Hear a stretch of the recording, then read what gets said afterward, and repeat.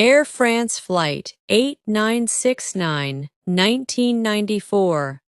The Algerian Plot Against the Eiffel Tower and the Daring GIGN Rescue. The crisp December air in Algiers carried the faint scent of Mediterranean salt and distant desert dust as Air France Flight 8969 prepared for departure on Christmas Eve, 1994. The Airbus A300 stood gleaming under the airport lights, its French tricolor markings a promise of safety and civilization for those boarding. For the 220 passengers and 12 crew, this was supposed to be a routine flight to Paris. 4 hours of quiet reading, holiday films, and anticipation of family reunions in the City of Light. Among the passengers were several English-speaking travelers whose stories would later make this flight infamous across the Atlantic. Michael Harrington, a 42-year-old British civil engineer from Manchester, sat in business class with his wife Anna.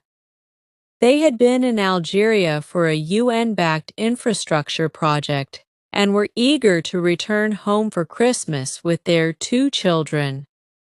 In row 14, young Emily Carter, an 11-year-old American girl from Boston visiting her grandparents in Algiers, clutched her stuffed bear tightly.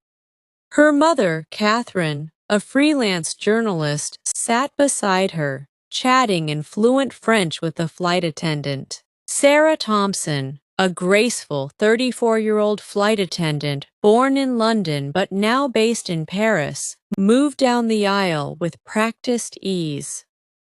After starting her career with British Airways, she had joined Air France for the adventure. Her warm smile and perfect English made her a favorite among international passengers. "Everything all right, love?" she asked Emily, handing her a small packet of chocolates. "We'll be in Paris before you know it." In the cockpit, Captain Claude Bernard, a veteran with over 15,000 flight hours, reviewed the manifest with First Officer Pierre Duval. "Clear skies all the way," Bernard said in his calm, measured tone. "Let's get these people home for the holidays." But 4 men seated in the economy section had no intention of celebrating Christmas. Their leader, Abdul Rahman, traveling under a forged British passport, appeared as a quiet businessman in his mid-30s. In reality, he was a hardened operative of the armed Islamic group, GIA, radicalized during Algeria's civil war. Beside him sat Khalid, Jamal, and the youngest, Rashid, all carrying concealed 9mm pistols, grenades, and homemade explosives. Their plan was audacious and terrifying. Hijack the plane, refuel it, fly it to Paris, and crash it directly into the Eiffel Tower. The symbolic strike was meant to punish France for supporting the Algerian government and to ignite global jihad. As the plane lifted off runway 23 at Houari Boumediene Airport, the passengers settled in. Michael Harrington squeezed Anna's hand. "Just a few hours, darling, then turkey and pudding at Mum's." Emily watched the lights of Algiers fade below, dreaming of showing her French cousins her American Christmas lights when they arrived. The nightmare began 40 minutes into the flight. Abdul stood abruptly, pistol drawn. "This aircraft is now under the control of the soldiers of Allah." His voice boomed through the cabin. Khalid fired a single shot into the ceiling, causing instant panic. Screams erupted as passengers ducked. Sarah Thompson, who had been serving drinks near the rear, dropped her tray and instinctively moved toward Emily. "Sit down and shut up," Abdul shouted in heavily accented English. "We have explosives. Any resistance and we start killing. One passenger every 30 minutes until our demands are met." Captain Bernard's voice crackled over the intercom, trying to maintain calm. "Ladies and gentlemen, please remain seated. We are experiencing a security situation." In the cockpit, the hijackers forced their way in. "Fly to Paris immediately," Abdul demanded, pressing his gun to Bernard's head. "No tricks." The next hours became a masterclass in terror and endurance. The hijackers separated passengers by nationality, focusing suspicion on Westerners. Michael Harrington was pulled forward and made to kneel in the aisle while Abdul interrogated him. "You British? You work for the infidels?" "I'm just an engineer," Michael replied steadily, his Manchester accent clear. "Building roads, that's all." Anna watched in horror from her seat, whispering prayers she hadn't said since childhood. Catherine Carter shielded Emily, telling her stories of brave British explorers to keep her calm.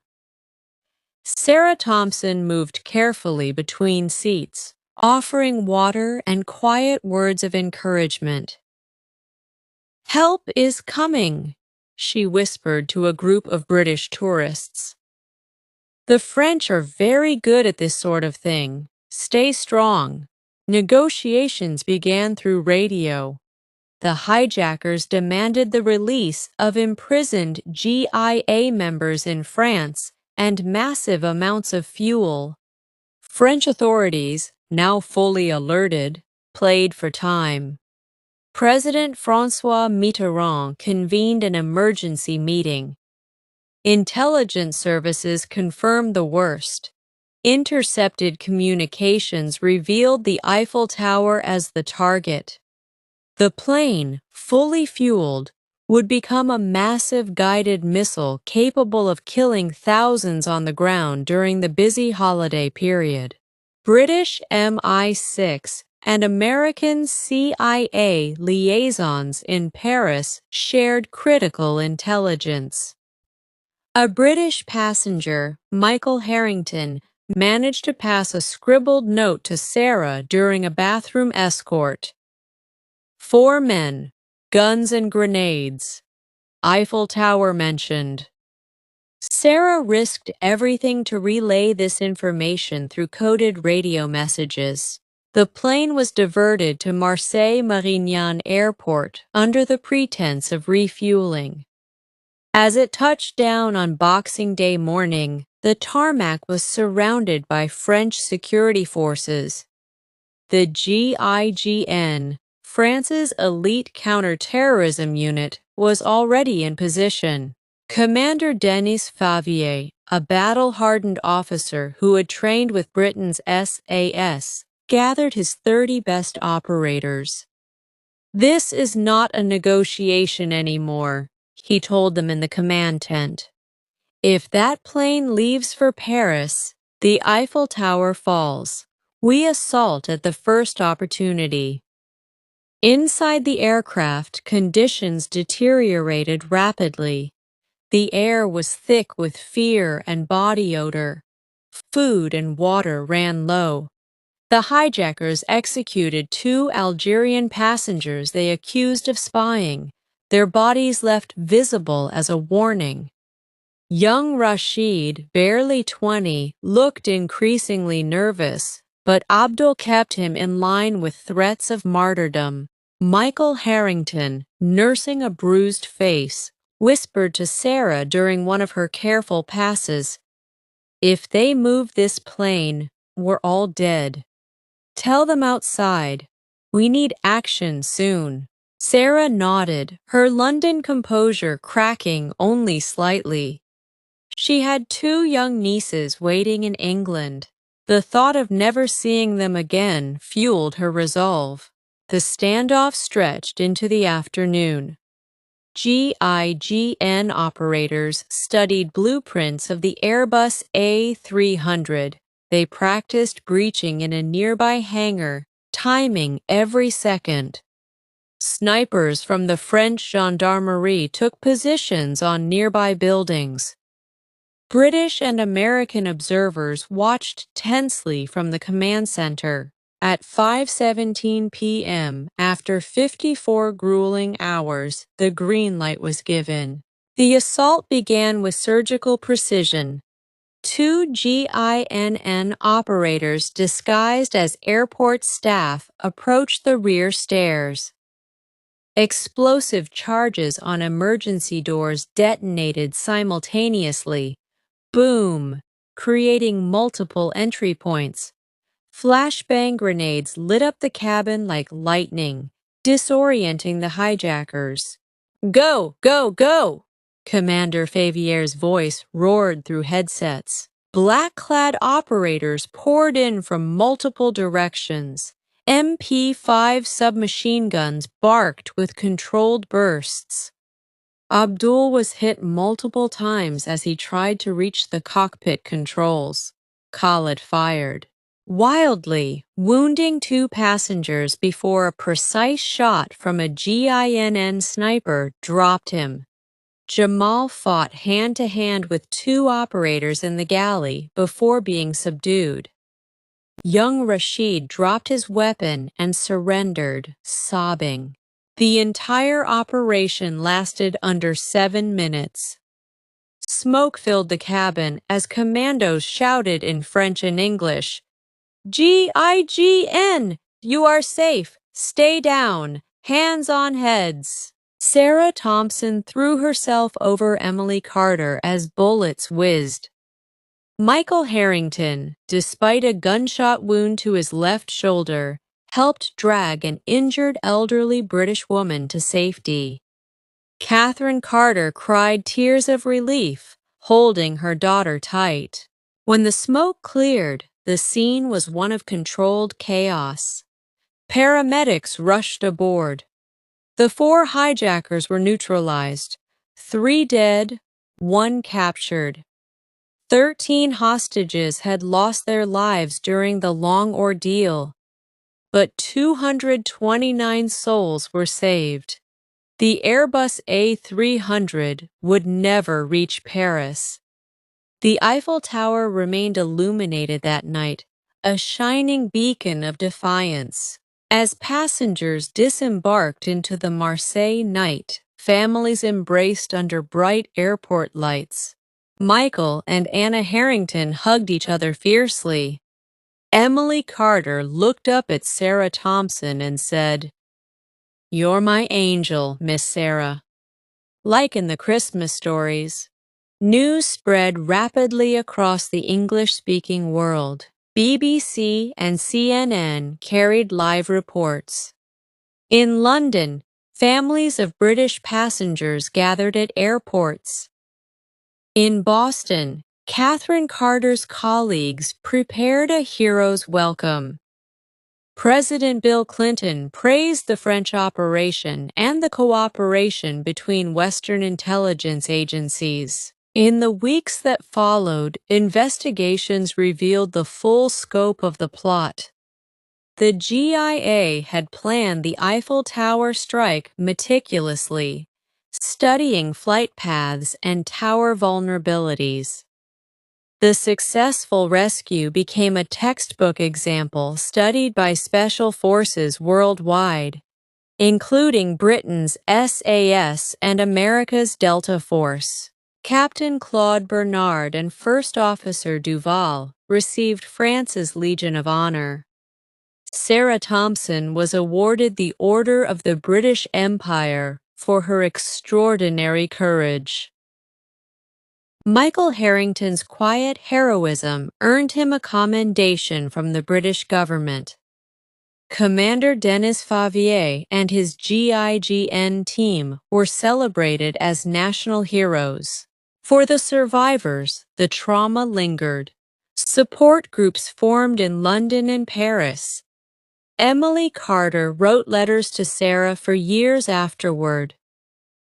Michael Harrington returned to engineering but never took another flight to North Africa. The event marked a dark turning point, the beginning of an era where airplanes became weapons of mass destruction, a grim foreshadowing of attacks yet to come. Yet amid the horror, stories of humanity shone through. Passengers from different nations, British, American, French, Algerian, supported each other. Flight attendants like Sarah risked their lives repeatedly. Pilots stalled for time with nerves of steel, and the GIGN operators, moving with professional precision, reminded the world that evil could be confronted and defeated. The skies over Europe felt a little safer that December night. The Eiffel Tower stood tall against the Paris skyline, its lights twinkling like stars, symbols of resilience, beauty, and the enduring fight for freedom. Word count, approximately 5,020. This extended version includes deeper character development, extended dialogues, multiple perspectives, detailed tension-building scenes, and rich historical context for an immersive, human-written narrative feel. A closing note. Thank you for joining us on this gripping true story adaptation for our English Story channel. Stories like these remind us of the resilience of the human spirit against darkness.